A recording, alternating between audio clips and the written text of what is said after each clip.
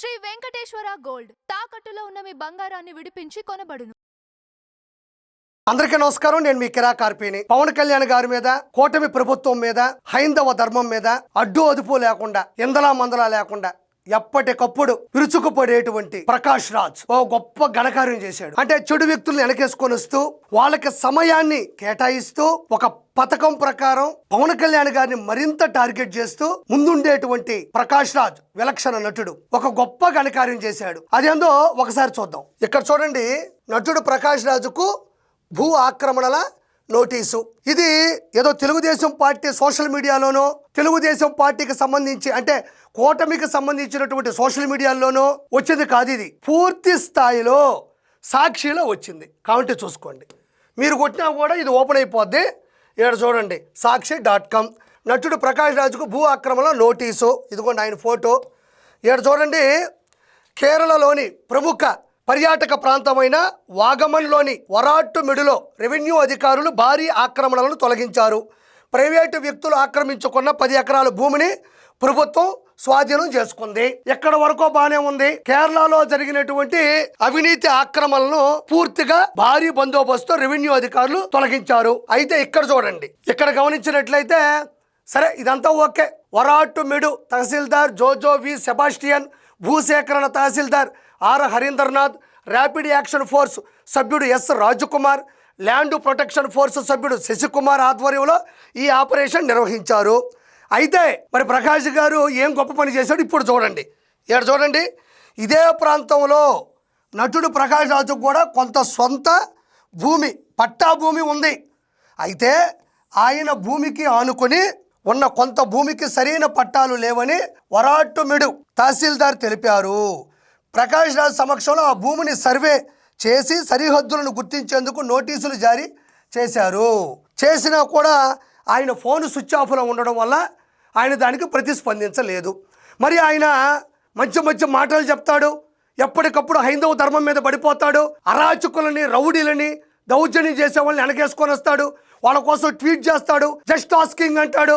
మరి దీనికి సమాధానం చెప్పగలడా? మరి పోనీ ఇది కల్పితమైనటువంటి ప్రచారం అనుకుందాం, కల్పితమైన ప్రసారం అనుకుందాం. వచ్చింది ఎందులో? సాక్షిలో వచ్చింది. ఈయన వరాట్టుమిడులోని ఏది చూడండి, ఇదిగోండి ఇదే ప్రాంతంలో నటుడు ప్రకాష్ రాజుకు కూడా కొంత సొంత భూమి, పట్టా భూమి ఉంది. అయితే ఆయన భూమికి ఆనుకుని ఉన్న కొంత భూమికి సరైన పట్టాలు లేవని వరాట్టుమిడు తహసీల్దార్ తెలిపారు. మరి ప్రకాష్ రాజునే పిలిపించి ఆ సర్వే నెంబర్లు ఎతికి ఎంతవరకు జాగా వస్తుంది, ఎంతవరకు మీ పరిధి ఉంది, ఎంతవరకు ఫెన్సింగ్ ఉంది అని చెప్దాం అనుకుంటే ఆయన ఫోను స్పందించడం లేదు. ఎక్కడ పడితే అక్కడ మాట్లాడుతూ ఉంటాడు పద్ధతి లేకుండా. మరి నేను అడిగేది ఒకటే, నీతులు చెప్పే ప్రకాష్ రాజు ఇలాంటి గోతులు కూడా తవ్వాడు అన్నది మీరు తెలుసుకోవాలి. మరి ఈ రాష్ట్రంలో ఉండేటువంటి రాజకీయం గురించి మాట్లాడే వ్యక్తి, హైందవ ధర్మం గురించి ఎగసపడేటువంటి వ్యక్తి, అరాచక శక్తుల్ని ముందుకు దోసేటువంటి వ్యక్తి, మరి సమయం సందర్భం లేకుండా ట్వీట్లు చేసేటువంటి వ్యక్తి ఈ పాడు పని చెయ్యొచ్చా అని ఈరోజు ప్రజలు అడుగుతున్నారు. ఇది కేవలం సాక్షి మీడియాలో వచ్చింది. మరి ఆయనని అభిమానించే, ఆయనని ఆరాధించే సాక్షి మీడియా, సోషల్ మీడియాలో కూడా ఈరోజు ఈ చక్కర్లు కొడుతుంది. మరి దీనికి ఆయన ఏం సమాధానం చెప్తాడో చూడాలి. మరి ఖచ్చితంగా ఇదైతే అపోహ కాదు, ఇదైతే కల్పన కాదు, కల్పిత కథ కాదు, ఒరిజినల్గా జరిగినటువంటి ఒక సమస్య. ఏదైతే భూమి ఉందో ఆ భూమికి కొంత పట్టా ఉంది, మిగతా భూమిని గురువు గారు ఆక్రమించుకున్నారు. మరి విలన్ సినిమాలు చేసి విలనిజం పండించి విలన్గా ఆయనే మారిపోయి ఈరోజు ఆస్తుల మొత్తాన్ని అంటే ఏరే వాళ్ళ పేరు మీద లేదా అంటే గవర్నమెంట్ ఉండేటువంటి ఆస్తుల్ని లాక్కొని వాటిని చేసినటువంటి ఈ కబ్జాని ఏమనాలి? దీనికి ఆయన ఏం సమాధానం చెప్తాడో చూడాలి. ఖచ్చితంగా దీనికి సమాధానం చెప్పాలి. వాళ్ళకి ఖచ్చితంగా సరెండర్ అవ్వాలి. సర్వే నెంబర్ల సాక్షిగా ఆ తహసీల్దార్ గారు మిగతా వాళ్ళు కూడా ఆ సర్వే నెంబర్లు చూస్తారంటే ఎక్కడి వరకు ఉందో ఆయనే చూపించాలా. మిగతాది ఆక్రమించుకుంటే ఖచ్చితంగా చట్టపరంగా శిక్ష అనుభవించాలని ఎవరైనా కోరుకుంటారు. కాబట్టి ప్రకాష్ రాజ్ గారు దీనికి మీరు ఏం సమాధానం చెప్తారు? మీరు వచ్చి ఎప్పుడు మామూలుగా ఫోన్ స్విచ్ ఆన్ చేస్తారు, ఎప్పుడు వాళ్ళకి మీరు అందుబాటులోకి వస్తారు, ఎప్పుడు మరి కేరళలో ఉండేటువంటి పొలం దగ్గరికి వెళ్తారు, ఎప్పుడు మరి ఆ పరిస్థితులు వాళ్ళ ముందు వివరిస్తారు అని ప్రజలందరూ కూడా మాట్లాడుకుంటున్నారు.